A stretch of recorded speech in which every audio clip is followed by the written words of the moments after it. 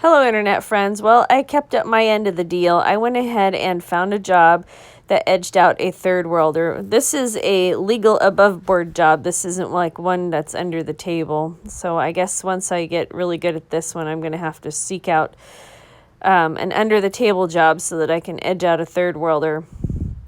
But anyway, in this job, I work mostly with men, and I work with Mexicans and mostly white guys. And the only reason I know that these people are Mexican is because they tell me, just like vegans and Muslims, they can't keep their damn mouths shut. They always got to tell you. And then I also work with one guy from Africa. Well, the guy from Africa has a really strange name, and I can't remember it. And I was talking to one of the Mexicans, and I said, that black guy. And the Mexican said to me, "Oh, you can't say that. People are going to think you're racist." Isn't that hilarious? Oh my gosh. I'm just too tired to care.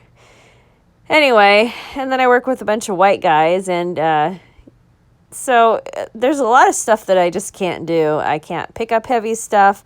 I can't move things. I can't reach things, whatever. They're just asking me to do stuff that I have no idea about. So one or two things happens. One, the fellas will see that I'm struggling and they'll stop and they'll help me. Or two, I ask them, and I don't know what is wrong with me.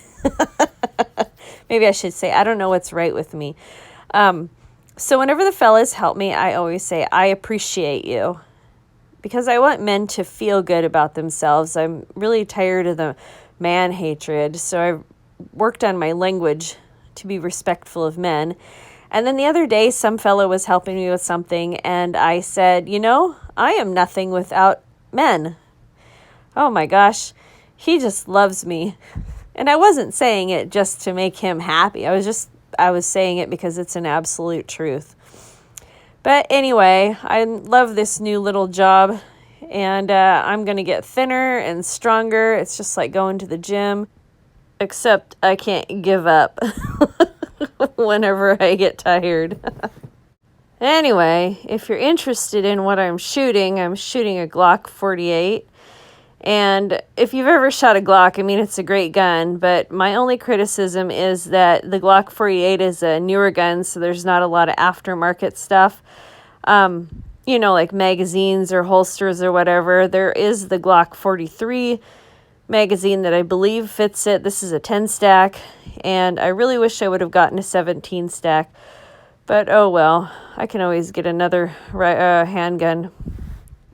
And I like watching these videos in slow motion. It gives me some insight on how I'm gripping my gun, how I'm responding to the recoil, and how I'm lining up my sights. If you can tell, the U sight, I line that one up first with where I'm going to shoot, and then I center the dot. I got to work on doing that just a bit faster and a bit smoother. This gun I shoot a little bit left and low, I think because I'm not using enough pressure with my left hand, but when I go back to the range, I'll work on that. But my aim is actually pretty good and consistent, so I feel pretty lucky.